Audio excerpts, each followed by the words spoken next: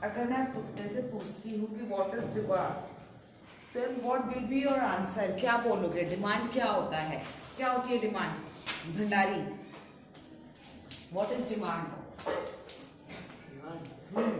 कुछ भी, जो भी तुम्हें पता है वो बता दो, अभी तुम्हारे पढ़ा है। कमी किसी चीज किसी चीज की। की कमी डिमांड है। किसी चीज की कमी हो लोगों पे और लोग डिमांड, मतलब किसी जो हम मानते हैं वो हमारी डिमांड है, ठीक है। इसके अलावा और कोई कुछ बताएगा इसके बारे में कि डिमांड क्या होता है? हाँ जोशी। डिमांड होती है कि जिसको हम खरीदने के लिए हम वो करते हैं कि हमें चाहिए और हमारे पास उसको खरीदने की वो भी होती है कि हम इसे खरीद सकते हैं। हमको जो चाहिए कि हम वो करते हैं और उसके बाद उसको खरीदने के लिए हमारे पास वो भी होती है, तो वो ठीक है। देखो क्या होता है, तीन चीजें होती हैं।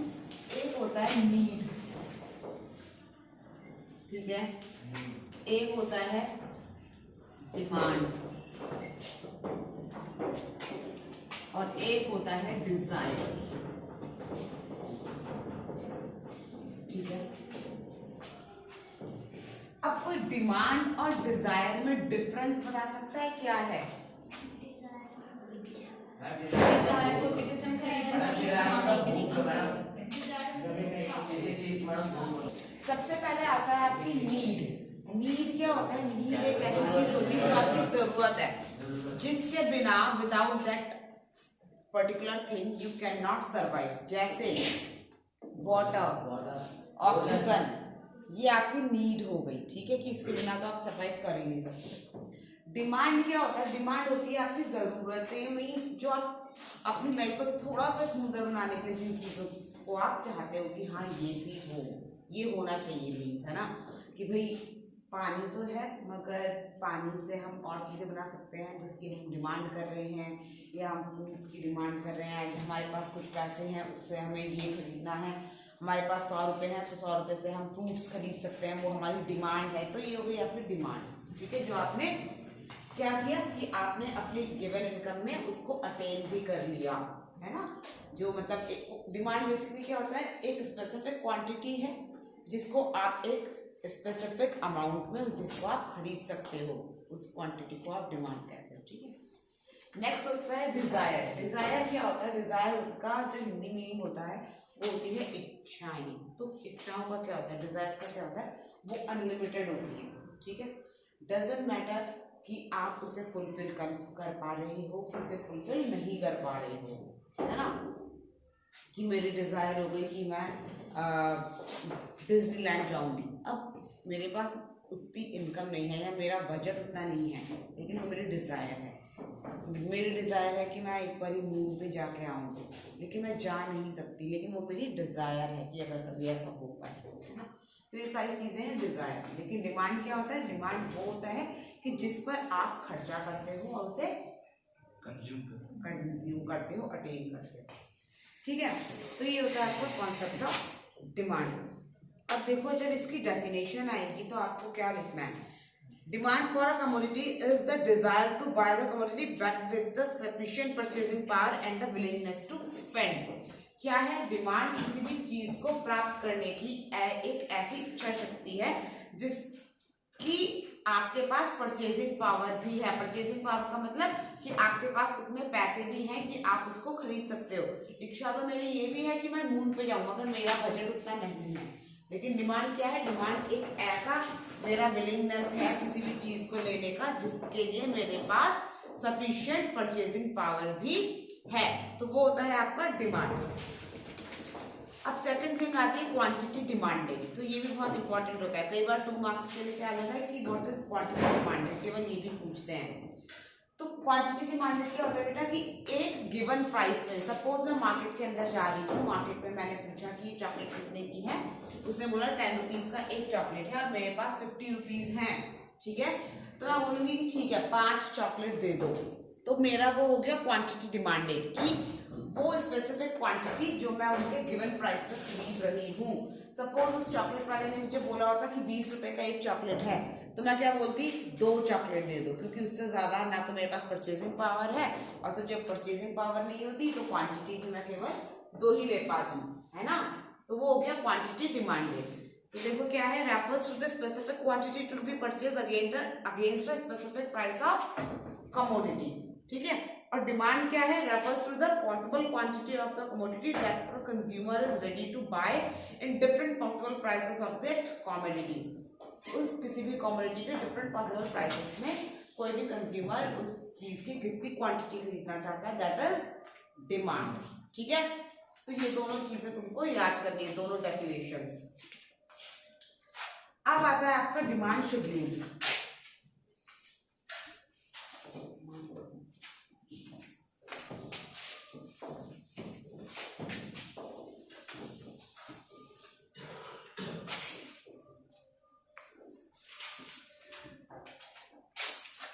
अब देखो एक चीज हमेशा याद रखिएगा कि जब भी हम डिमांड पढ़ रहे हैं, whenever we are reading demand और स्टडिंग डिमांड, हमें हमेशा डिमांड किस तरह पढ़नी है, एज अ कंज्यूमर बन के। अगर तुम एज अ कंज्यूमर बन के डिमांड पढ़ते हो, खुद को कंज्यूमर मान के अगर तुम डिमांड पढ़ते हो, तो तुम्हें कोई भी चीज रटने की जरूरत नहीं है। तुमसे कोई भी चीज पूछी जाएगी, तुम्हें उसका आंसर अपने आप ही पता चल जाएगा कि इसका ये होगा। बस तुम्हें क्या रखना है अपने दिमाग में कि हम कंज्यूमर हैं और एज अ कंज्यूमर हम मार्केट में गए हैं। अब उस बेसिस पर जो भी कॉन्सेप्ट होगा वो तुम्हें इजीली क्लियर आउट होता चला जाएगा, ठीक है। तो देखो डिमांड का एक बहुत ही सिंपल सा रूल होता है, लॉ ऑफ डिमांड भी हम उसे कहते हैं। तो वो लॉ ऑफ डिमांड क्या कहता है कि when the price decreases demand increases, या when the price increases demand decreases, कि जब भी प्राइस घटता है तो डिमांड बढ़ती है और जब भी प्राइस बढ़ता है तो डिमांड, इसको हम बोलते हैं लॉ ऑफ डिमांड। क्या बोलते हैं? ठीक है। और ये लॉ ऑफ डिमांड सिंपल है। आप मार्केट में जाओगे, कोई भी चीज है, सपोज आज आप मार्केट में जाते हो और आप जो है आप एक टी शर्ट लेने जा रहे हो, चाहे जो भी है, मार्केट में आप गए और आपने पूछा कि ये टी शर्ट कितने की है, उसने कहा कि 500 की है। आप एक टी शर्ट ले आए, कल को दोबारा मार्केट में जाते हो और उस 500 की टी शर्ट के टैग के साथ लिखा है बाय 1 गेट 1 फ्री। तो आप क्या करोगे, एक सेट अपने लिए भी ले लिया, एक दूसरे के लिए भी ले लिया, है ना। क्यों? क्योंकि उसका रेट सस्ता हो गया। तो क्या हो रहा है, जैसे ही प्राइस कम हो रहे हैं वैसे डिमांड बढ़ रही है, जैसे प्राइस बढ़ रहे हैं वैसे डिमांड घट जाएगी, ठीक है। तो सेम वैसे इसका शेड्यूल बन जाता है। देखो अब क्या होता है बेटा कि जो डिमांड होती है ना वो दो टाइप की होती है। एक होती है आपकी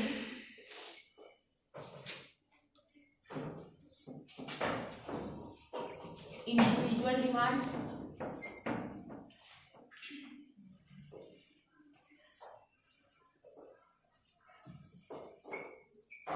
और एक होती है आपकी market demand,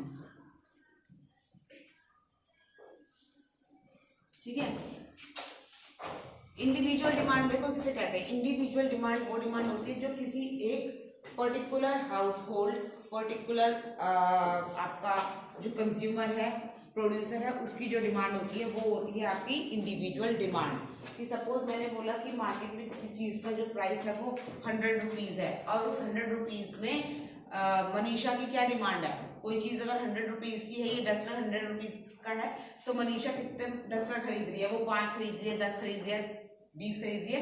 it is individual demand, ठीक है।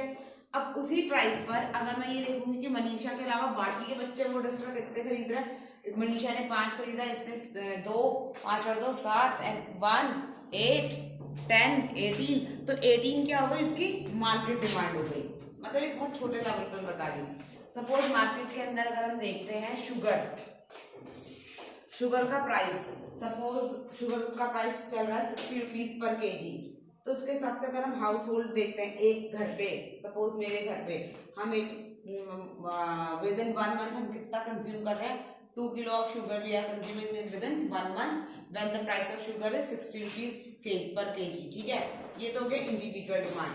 पर अगर मार्केट डिमांड देखेंगे तो क्या देखेंगे कि ऑल ओवर द इंडिया या ऑल ओवर द रीजन या ऑल ओवर द इंडिविजुअल जो बाकी की फैमिलीज हैं वो कितना कंज्यूम कर रहे हैं, सबका टोटल, तो वो हो जाएगा आपका मार्केट डिमांड, ठीक है। अब वो वैसे ही कंपनीज में हो गया या कोई प्रोड्यूसर है, कोई एक हाउस होल्ड, कोई एक, तो वो होता है इंडिविजुअल डिमांड। देखो इंडिविजुअल डिमांड के लिए क्या बोल रहे हैं, it refers to the demand schedule of the individual buyer. किसी एक इंडिविजुअल बायर की जो भी डिमांड होती है मार्केट में, वो होता है उसका इंडिविजुअल डिमांड। जैसे इन्होंने दिखाया है प्राइस ऑफ द कमोडिटी इन्होंने बताई है,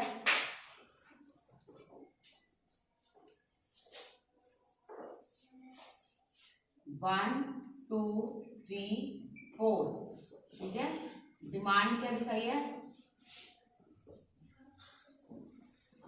4 3 2 1, ठीक है। प्राइस किसी भी चीज का 1 रुपीज था तो डिमांड 4 थी। जैसे जैसे प्राइस बढ़ रहा है डिमांड कम होती चली जा रही है, दिख रहा है। लास्ट में प्राइस 4 आया, डिमांड 1 रह गई, ठीक है।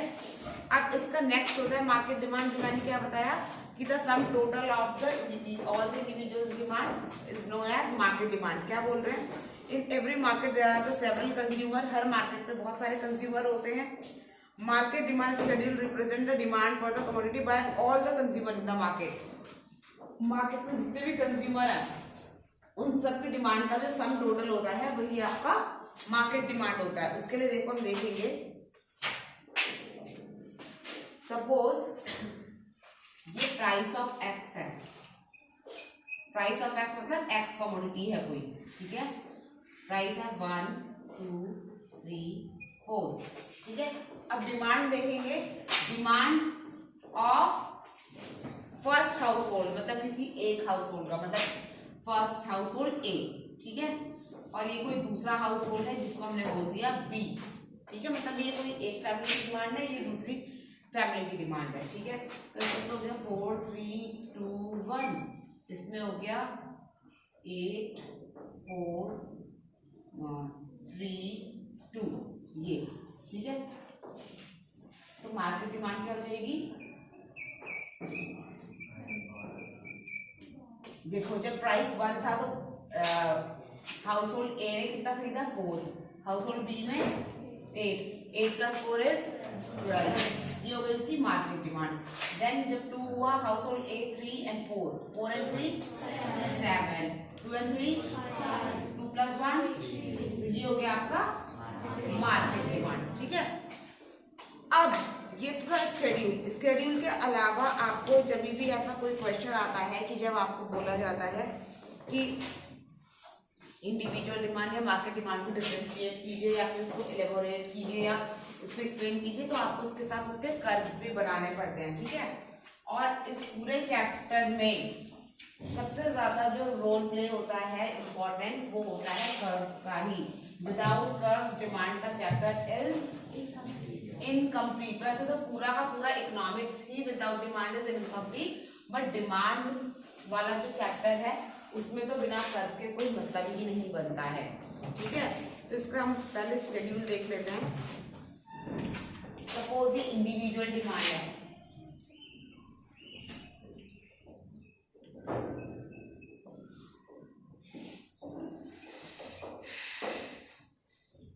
इनका शेड्यूल क्या था, प्राइस ऑफ एक्स,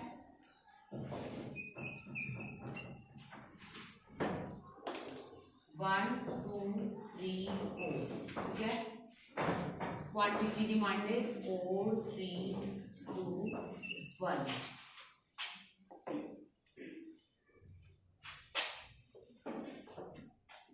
इसका अगर हम कर्व बनाएंगे तो क्या बनेगा,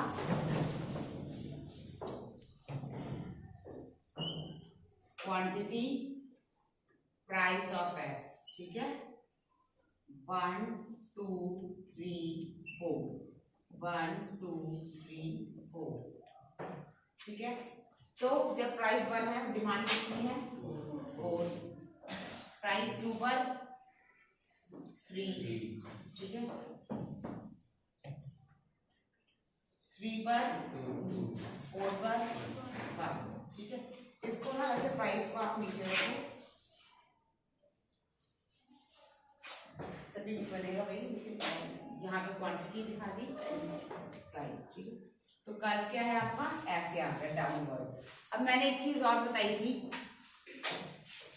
कि किसी भी चीज का कर्व अगर डाउनवर्ड बन रहा है, किसी भी चीज का कर्व अगर डाउनवर्ड बन रहा है तो वो डाउनवर्ड कर्व क्यों बनता है, because there is a inverse relation. MRT और एमआरएस जो होता है, एमआरटी आपका पीटीसी में और एमआरएस जो है आपका ऐसे करके यूज होता है, ठीक है। वैसे जो एक जनरल एक जो बता रही हूँ, कभी भी किसी चीज का कर्व अगर इस तरीके से बन रहा है तो इसका मतलब ये है कि जिन भी दो चीजों के बीच, एक ये और एक ये, जो भी दो चीजें आपने एक्स और वाई एक्सेस पे रखी हैं, उन दो चीजों का जो बीच का रिलेशन है वो इनवर्स है। इनवर्स रिलेशन का मतलब उल्टा है कि एक चीज बढ़ रही है तो दूसरी चीज घट रही है। इसी वजह से जो कर्व है वो डाउनवर्ड बन रहा है।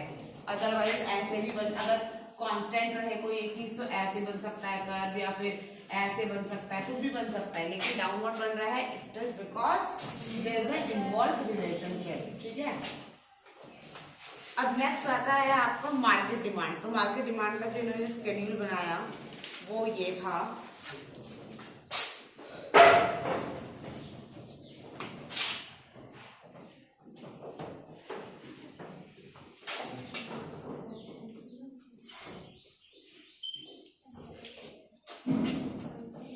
Price of good X 1 2 3 4, household A, household B, कितनी कितनी क्वांटिटी है 4 3 2 1 एंड 5 4 3, ठीक है। तो मार्केट डिमांड उनकी क्या हो जाएगी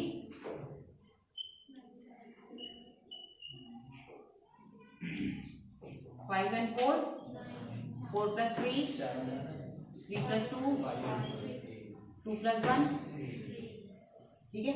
तो अब क्या करना पड़ेगा बेटा, आपको इसमें 3 कर्व्स दिखाने पड़ेंगे, एक हाउसहोल्ड ए का, एक हाउसहोल्ड 2 का और एक मार्केट का, ठीक है। तो पहले हम हाउसहोल्ड ए का कर्व दिखाएंगे। तो हाउसहोल्ड ए का कर्व कैसा रहेगा आपका, सिंपल है,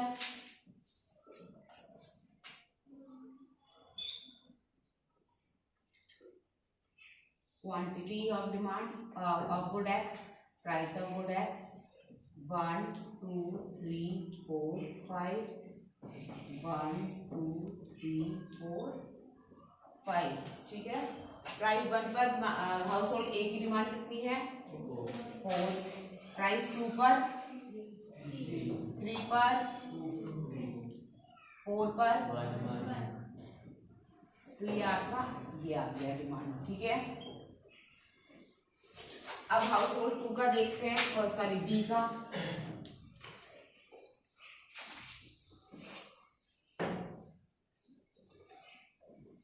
quantity of good x, price of good X 1 2 3 4 5, 1 2 3 4 5, ठीक है।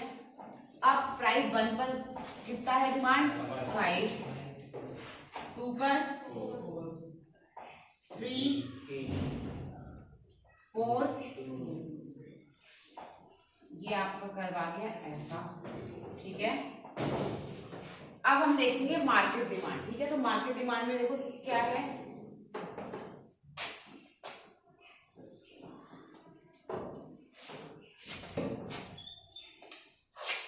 क्वांटिटी डिमांडेड, देखो मार्केट डिमांड में कितनी गई है 9 तक चली गई है। तो हमें यहाँ पे क्या करना पड़ेगा 1 2 3 4 5 6 7 8 एंड 9।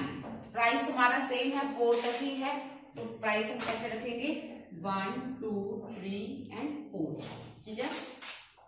प्राइस 1 पर क्वांटिटी डिमांडेड कितनी है 9, 2 पर 3 पर 4 पर, तो ये हो गया आपका मार्केट डिमांड, ठीक है। आ रहा समझ में, ठीक है, सिंपल है, कुछ भी ऐसा नहीं है जो तुम्हें समझ में ना आए। तो ये तो हो गया आपका इंडिविजुअल और मार्केट डिमांड का कॉन्सेप्ट कंप्लीट, ठीक है। इसमें ऐसा कुछ नहीं है ज्यादा इम्पोर्टेंट, मतलब ज्यादा कुछ डिफिकल्ट।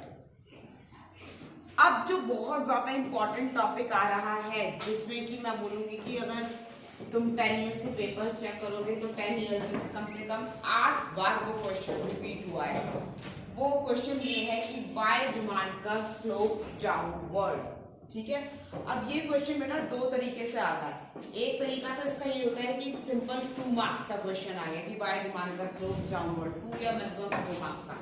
तो उसका एक सिंपल सा हो जाता है, because there is a inverse relationship between two goods, between price and quantity demanded, sorry, because there is a inverse relationship between price and quantity demanded, कि प्राइस बढ़ेगा तो डिमांड घटेगी, या फिर प्राइस इंक्रीज होगा तो डिमांड सॉरी घटेगी, और डिक्रीज होगा तो डिमांड बढ़ेगी। इनवर्स रिलेशन है, इस वजह से जो डिमांड कर रहा है वो डाउनवर्ड बनता है। बट कभी कभी क्या होता है, एक साल ऐसा हुआ है कि ये सेम क्वेश्चन 6 मार्क्स का आया है, ठीक है। ये question same question Y demand का स्लोप डाउनवर्ड, ये क्वेश्चन 6 मार्क्स का है। तो इसके लिए फिर तुम क्या ऐसा लिखोगे, केवल वो डेड लाइन की डेफिनेशन मतलब स्टेटमेंट डायरेक्ट वो कर, उसमें कभी नहीं मिलेंगे। तो इसमें बहुत सारे चीजें हैं जिसकी वजह से ये शो होता है कि डिमांड कर्व जो है वो डाउनवर्ड क्यों होता है, ठीक है। क्या जब इंडिविजुअल एंड मार्केट डिमांड की बात आएगी तब तो आपको ये पूरा बनाना है। ये ग्राफ नहीं है बेटा, ये कर्व है। ग्राफ वो होते हैं जो आप ग्राफ पेपर पे बनाते हो, ठीक है, पॉइंट पॉइंट देख के। ये कर्व है, ठीक है। अब क्या, हाँ, अगर ऐसा कुछ आएगा तो अब देखो, अब ये बोल रहे हैं slope of demand curve, demand का normally slope downward indicating the negative relation between price and quantity demanded, कि प्राइस चेंज होता है तो क्वांटिटी डिमांडेड भी चेंज होती है, ठीक है। अब आता है आपका डेटरमिनेंट्स।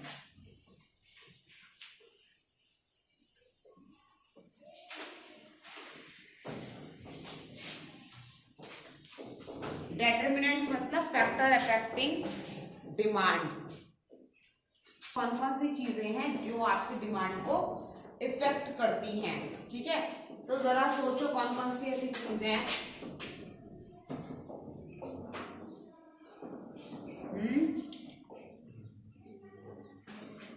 प्राइस और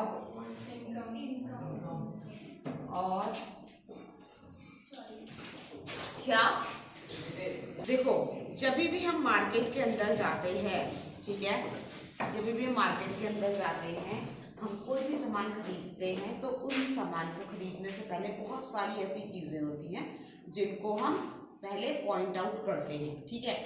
अब एज अ कंज्यूमर केवल मैं अपना देखूं तो केवल एक इंडिविजुअल डिमांड, अभी हम बात करेंगे सबसे पहले कि फैक्टर अफेक्टिंग इंडिविजुअल डिमांड या फिर determinants of demand when there is a individual. केवल एक बंदा जब मार्केट में जाता है तो वो कौन कौन सी एस्पेक्ट्स को देखता है। सबसे पहले होता है आपका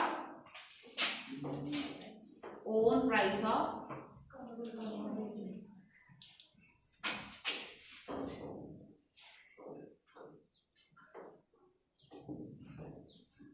ओन प्राइस ऑफ कमोडिटी का मतलब होता है बेटा, हम सबसे पहले क्या जाते हैं मार्केट में, सबसे पहला क्वेश्चन हमारे पास क्या होता है, यही होता है ना कि सामान कितने का है, यही होता है सबसे पहले। Means own price of commodity, कि वो चीज कितने की है। अगर मैं 1000 रुपीज का बजट लेके जा रही हूँ मार्केट में कोई एक ड्रेस लेने, और मुझे कोई एक ड्रेस बहुत अच्छी लग गई है और मैं उसका रेट पूछती हूँ और रेट मुझे सामने से पता चलता है कि ये तो 5000 का है, तो क्या उसके आगे मैं कुछ भी करूँगी, मैं उस शॉप पे ही नहीं जाऊँगी, मैं सीधे आगे चली जाऊँगी, है ना।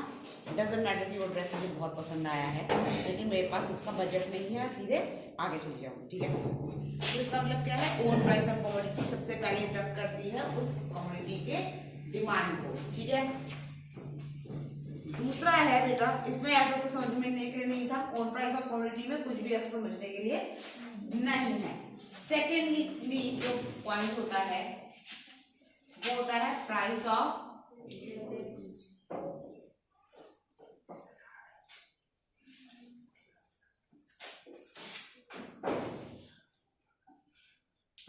रिलेटेड गुड्स, ठीक है। अब इसमें क्या है देखो, पहले मुझे ये बताओ कि रिलेटेड गुड्स में कौन कौन से गुड्स आते हैं। Very good. There are 2 types of goods which are related to each other. वो होता है आपका, एक होता है सप्लीमेंट सब्स्टिट्यूट,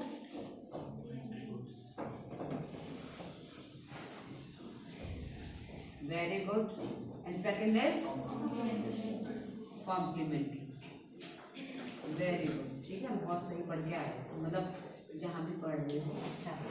ठीक है, सब्स्टिट्यूट एंड कॉम्प्लीमेंट्री गुड्स। ठीक है, तो अब सुनो बेटा, इसको हम पढ़ेंगे और ये अभी हम केवल इंडिविजुअल डिमांड पढ़ रहे हैं। ठीक है, इंडिविजुअल डिमांड के फैक्टर पढ़ रहे हैं। अब सपोज मैं मार्केट के अंदर जाती हूँ, ठीक है, मैं सपोज जा रही हूँ मार्केट में और मुझे लेना है, मैं सोच रही हूँ कि ना मैं एक स्कूटी ले लेती हूँ। ठीक है, मैं सोचती हूँ मैं एक स्कूटी ले लेती हूँ। अब मैं मार्केट में देख रही हूँ कि कौन सी स्कूटी, तो फिर पता चलता है कि स्कूटी तो चलो ये है जो 80,000 की है, मगर क्या हो रहा है कि इसका जो कॉम्प्लीमेंट्री गुड है, कॉम्प्लीमेंट्री गुड का मतलब वो होता है जो एक दूसरे के फ्रेंड्स होते हैं, जो एक साथ चलते हैं हमेशा, कि मतलब अगर कि जो चीज़ें एक दूसरे के बिना इनकम्प्लीट होती है। जैसे स्कूटी मैंने ले ली मगर वो बिना पेट्रोल के तो नहीं चलेगी। मैं मार्केट में जा रही हूँ, 80,000 समहाउ मैंने अपना बजट बना लिया, लेकिन अचानक से पता चलता है कि आफ्टर पेंडेमिक जो पेट्रोल का जो रेट है, क्योंकि हमारे जो पेट्रोल का जो रेट है वो काफ़ी हाई हो रहा है। मीन्स वो अगर मैं समझती हूँ, अगर बोल दिया कि 150 रुपये पर लीटर हो गया, तो मैं क्या सोचूंगी यार, समहाउ कैसे भी करके लोन वगैरह लेके स्कूटी अगर ले भी ली तो ये 150 रुपये लीटर ऑयल इसमें डलवाएगा कौन? तो अब क्या होगा, मेरी जो डिमांड थी वो खत्म हो जाएगी, है ना। क्यों? क्योंकि स्कूटी का जो कॉम्प्लीमेंट्री आइटम है, कॉम्प्लीमेंट्री गुड्स जो पेट्रोल है वो काफी हाई हो गया है। इसका मतलब मेरी स्कूटी की डिमांड को किसने इफेक्ट कर दिया? Price of related goods. Scooty का जो रिलेटेड गुड था कॉम्प्लीमेंट्री वाला, उसने मेरी स्कूटी की डिमांड को खत्म कर दिया। चलो इसको बड़े लेवल पर छोड़ दो। मैं मार्केट जा रही हूँ ब्रेड लेने, ठीक है, मैं ब्रेड ले रही हूँ और ब्रेड जब लिया तो पता चल रहा है कि जो बटर है, बटर तो बहुत ज्यादा महंगा हो गया है। तो फिर मैं क्या सोचूंगी, छोड़ो फिर ब्रेड छोड़ो, मैं मैगी लेके चली जाती हूँ, है ना, क्योंकि ब्रेड ले जाऊंगी, बटर कितना महंगा हो गया, फिर ब्रेड किसके साथ खाऊंगी। अब जैम मत बोलने लगना। कॉम्प्लीमेंट्री गुड्स के रेट की वजह से, उसके प्राइस की वजह से मेरा जो ब्रेड का डिमांड था वो भी खत्म हो गया। ठीक है, अब सब्स्टिट्यूट गुड्स में चलते हैं। सब्स्टिट्यूट गुड में ये हो गया कि मैं मार्केट जा रही हूँ और मार्केट में जाके मैं देख रही हूँ, मुझे एक पेन चाहिए था, बॉल पेन चाहिए मुझे, ठीक है, डॉट पेन जिसे हम कहते हैं। अब बॉल पेन मुझे लेना है और बॉल पेन जो है एक मैंने पूछा, उन्होंने बोला कि बॉल पेन जो है 50 रुपीज़ का है, ठीक है, और कल को मेरा एग्जाम है, पेन तो मुझे चाहिए ही है, 50 रुपीज़ का पेन है। तो और उससे बोला ये बॉल पेन 50 का और ये जो जेल पेन है वो 20 का है, ठीक है। पेन तो मुझे लेना ही था, लेकिन अब जब मुझे जेल पेन जो कि उस बॉल पेन का सब्स्टिट्यूट है, चाहे बॉल पेन से लिखूँ या जेल पेन से, लिखने का काम तो दोनों ही करेंगे, तो मैं 20 वाला पेन लेना प्रेफर करूंगी ना, बचाए 50 रुपए के पेन का, है ना। तो क्या हो गया, because of the price of substitute good, इस वाले गुड की जो बॉल पेन की डिमांड थी वो खत्म हो गई।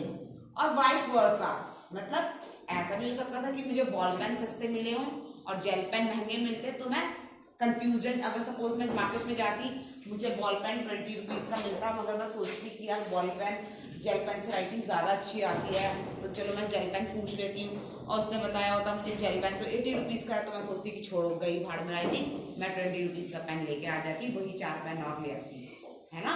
तो प्राइस ऑफ रिलेटेड गुड, मतलब जो सब्स्टिट्यूट गुड के प्राइस के ज्यादा होने की वजह से भी मेरी इसकी डिमांड बढ़ सकती है, और उसी सब्स्टिट्यूट गुड के प्राइस के कम होने की वजह से मेरी इस गुड की डिमांड डिक्रीज भी हो सकती है, ठीक है। तो यही होता है price of related good. Price of related good समझ में आया कॉन्सेप्ट? इससे रिलेटेड और भी क्वेश्चन आ सकते हैं, उसको भी आंसर करना पड़ता है। पहले जो हम इस रिलेटेड गुड्स को हम X and Y theory of demand कहते थे, क्या कहते थे? X and Y theory of demand, जिसमें X good and Y goods के नाम से चीजें आती थी, मगर अब इसे रिलेटेड गुड्स के नाम से देखते हैं, ठीक है। चलो फिर नेक्स्ट